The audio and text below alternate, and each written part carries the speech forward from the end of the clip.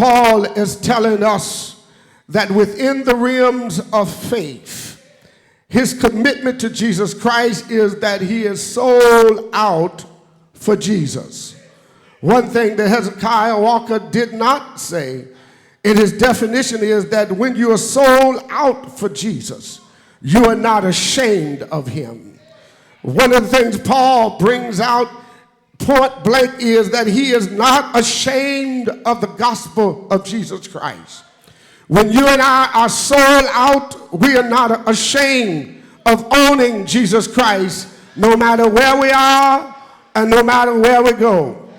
That's why they said of old, you can't stop prayer in school when you got a Christian at school, because you don't have to pray loud.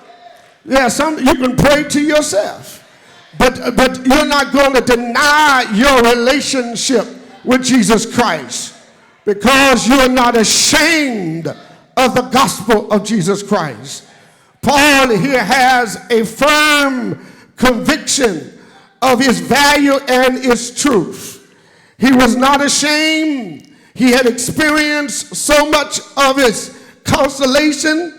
He had experienced the presence of God, and he was not ashamed of the gospel of Jesus Christ.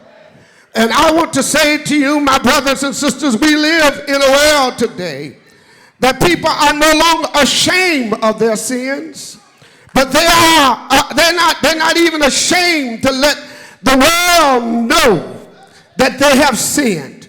They flaunt it. They air it like dirty laundry without any remorse, without any shame. But I come to tell you, you ought to not be ashamed to tell people that I'm a believer in Jesus Christ. I believe in his death, his burial, and his resurrection. I believe that he died, but he's coming back again. I believe that there is a heaven and a hell.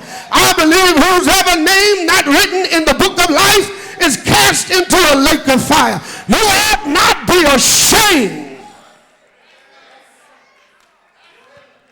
But it appears today, the bigger the fool you are, the more you are appreciated.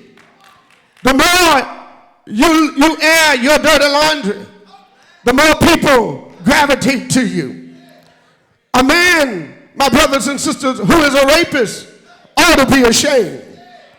A drunkard and a dopehead ought to be ashamed.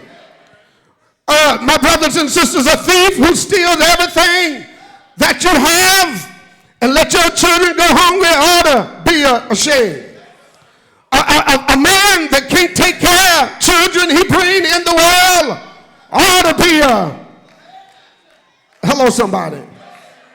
Lying politicians ought to be, can I preach for a few minutes?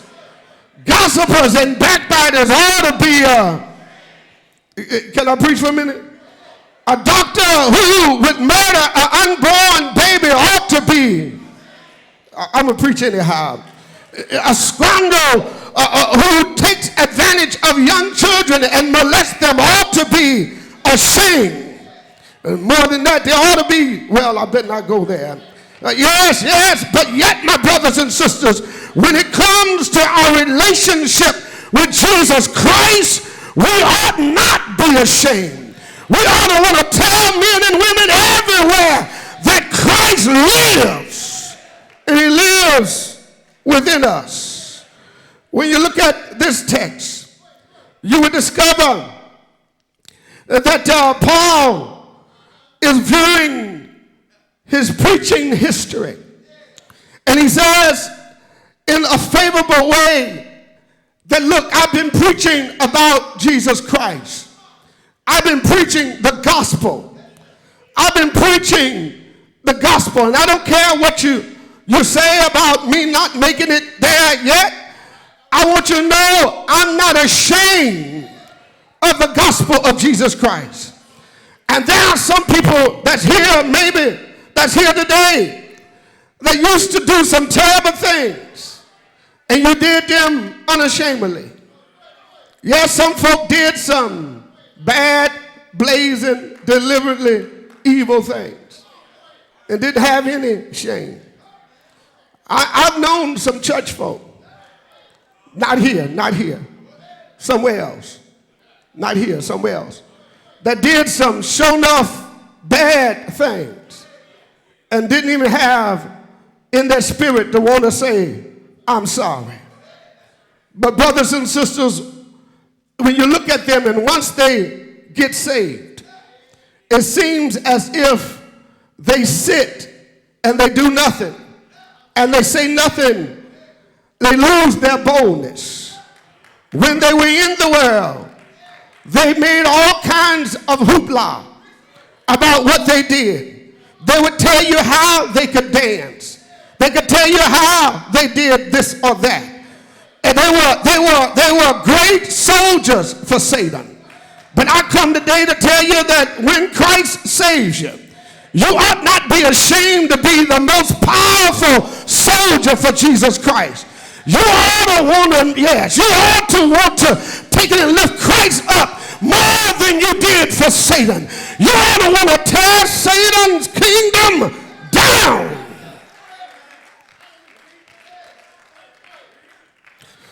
If there was ever a bold sinner, it was Paul. Paul was a murderer of Christians. Paul was a persecutor of the church. Paul had an all-out war going on against the early church. But when Paul got saved, he fell from his beast, and the Lord showed him his errors. But Paul still kept the same fight when he got saved that he had when he was a sinner. But he changed the direction of his energies. Instead of fighting for Satan, he started fighting for God. And he says, I'm not ashamed of the gospel of Jesus Christ.